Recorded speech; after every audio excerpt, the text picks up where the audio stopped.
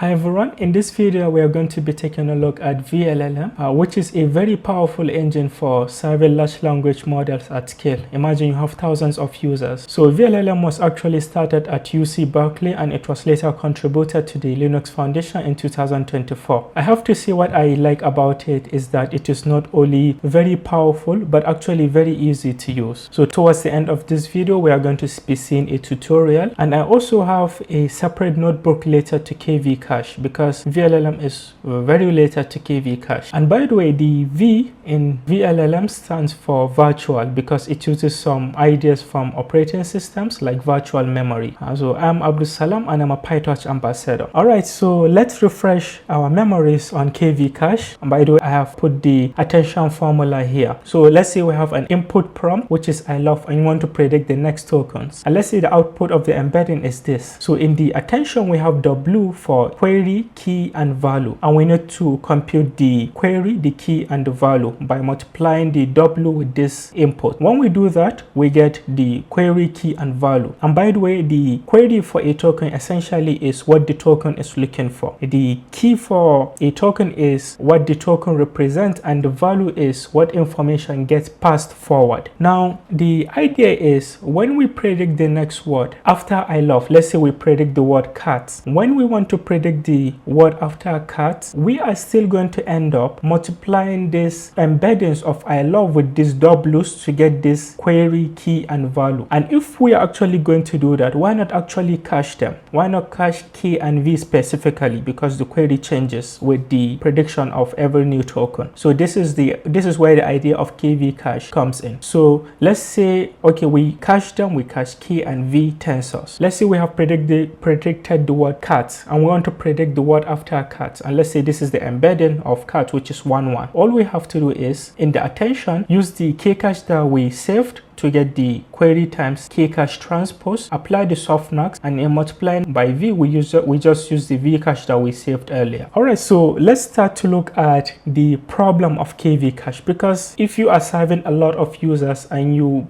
don't apply proper techniques in managing KV cache, it can end up consuming a lot of resources. Let me show an example. Let's say we have Coin 72 billion parameter model and we have 3 GPUs, each 80 gigabytes. The model itself can take 145 gigabytes of space, and in total from this 83 GPUs we have a total of 240 gigabytes. So the model being 145 gigabytes means we are already tight on space. So out of the 240, the model takes this space. We just have a little room for the runtime and KV cache, which is 95 gigabytes. I imagine we have a context of 32,000 tokens, and each token is 0.31 megabyte. That alone is 10 gigabyte of KV cache. And by the way, the KV cache grows with the number of tokens generated linearly. Probably my next video is going to be I am reviewing a very nice paper on capping the maximum size of KV cache, which is actually important for smartphones. So for example, in here,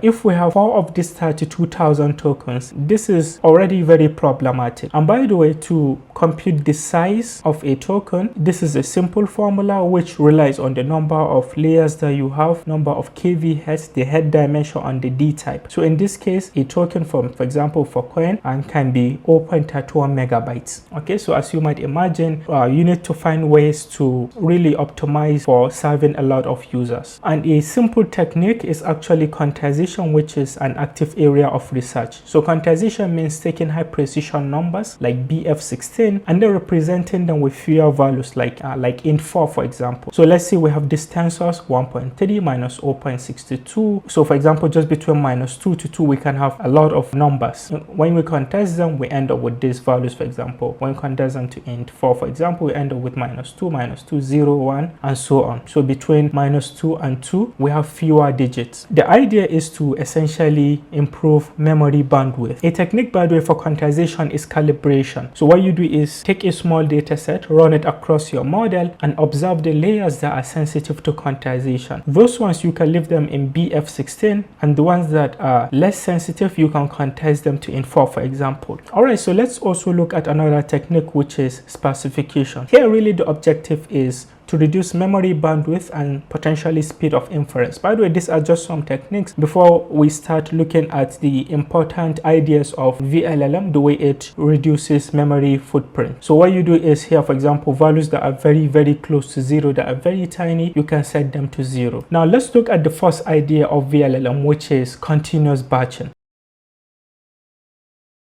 So imagine you have 4 requests, and it turns out all of these requests can finish at different times. For example, okay, we have request 1, request 2, request 3, and request 4. Request 3 can finish earliest, and then request 1. The fact that they finish early, they have to wait for request 2 to finish. So this is static batching. This leads to wasting the batch capacity. What vLLM does, it applies continuous batching, which is a very simple idea. The moment a request finishes, for example, request 3 finishes, you can take a request 5. Request 1 finishes, you can take a request 6, even before finishing request 2. This matters in serving because users arrive at different times and responses have different lengths. So continuous batching helps vLLM keep the GPU busy instead of waiting for a fixed batch to fully finish. Okay, so it enables, in here I've written it, it enables higher GPU utilization. Alright, so let's also look at another idea from vLLM, which is page attention. So this uses the idea of virtual memory from operating system. So that is where the word V actually came from.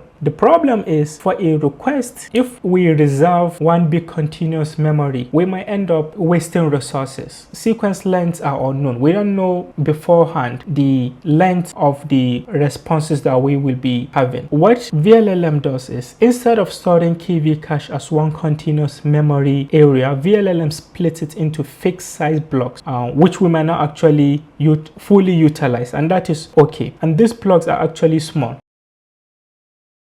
So for example, we are generating the sentence vLLM serves many users with fast inference. Well, for the first 4 tokens, we can put them in block 5. For the next 3 tokens, we can put them in block 8. So what we do is we keep a table. So for example, on the column physical, we know that block 5 is full. Block 8 has 3 tokens. And we also have the view of that request, which is the logical view in here. So what happens is that the request sees its KV cache as logical block, but vLLM can store those blocks anywhere in GPU memory. So the block table connects the logical blocks to their physical GPU locations. So this idea of page attention avoids reserving huge continuous KV cache region up front. So for example, the request is going to, because it views the logical part, we have logical block 0, logical block 1 as essentially one continuous block. So that's why we have vLLM serves all the way to the word inference. Okay, so this is page attention. This is the second idea. Let's look at prefix caching, which is actually simple, and we are going to see it in action in the Jupyter notebook that I will be showing you. So the idea is that if the first n tokens are identical for different requests, reuse their stored KV and start computing only after the shared prefix. So for example, let's say we have system 1 has this prefix, helpful support agent. We have another system, it has the same prefix. We have another system, it has the same prefix. So let's say a user asks, what is AI? The LLM responds with this. In round 2, for example, maybe another request which uses the same prefix, we can just use the stored KV. So that is where we have cached prefix here. All right, thank you for watching.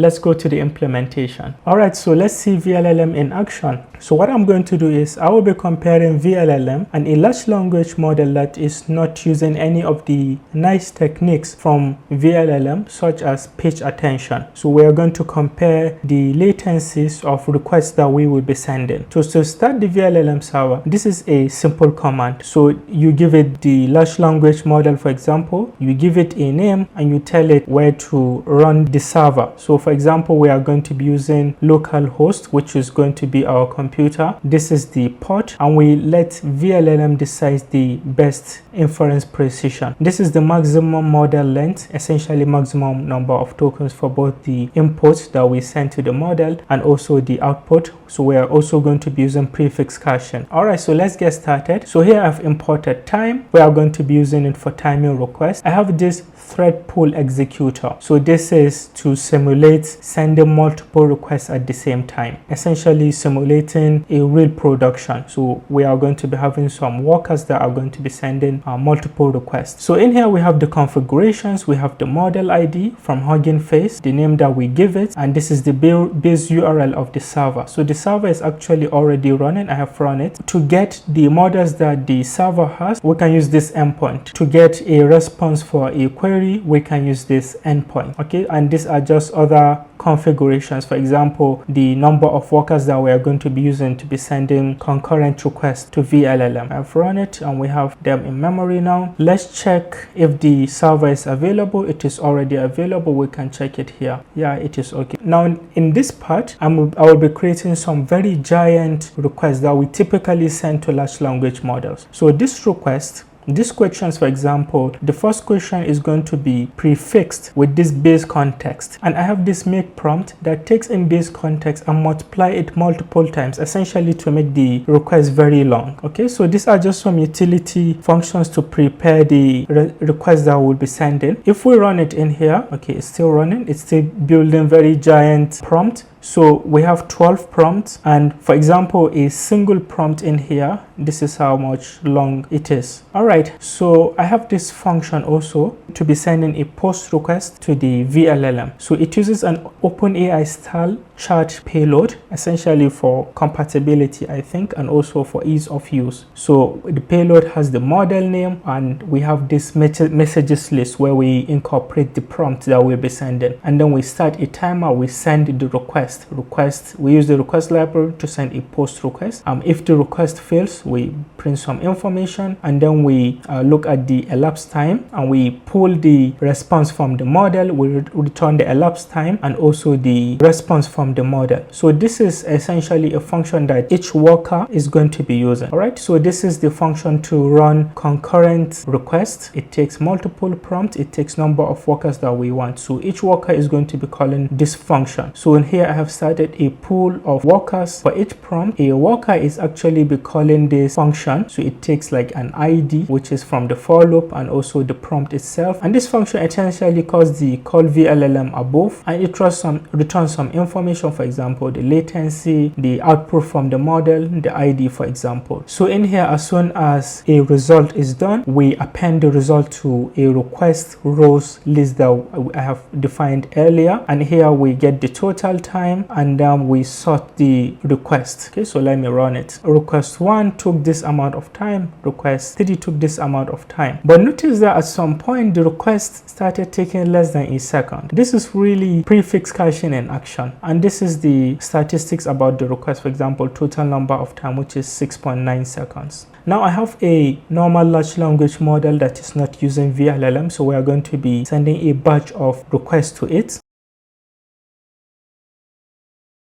Let me run it. So the first batch took 4 seconds, the second batch 4 seconds, the third one 4.22 seconds, and the total time is 12 seconds. Okay, so what I'm going to do is, because they are the same prompt, I'll be plotting the latencies. These are just the statistics for both vLLM and the transformers, the normal large language model that is not using the good techniques of vLLM. Let's plot the results. So this is interesting. The vLLM took a total of 6.95 seconds. The normal transformer took 12 seconds. Now, as you might imagine, 6 seconds here, it's actually a difference. But when we have thousands of users, a lot of requests, the prefix caching, page attention, and continuous batching techniques are going to kick in and can make this difference even larger, not only in terms of latency, but of course in terms of memory usage. And also, let me print the result of the vLLM. This is interesting. So from request 0 all the way to request 5, the latency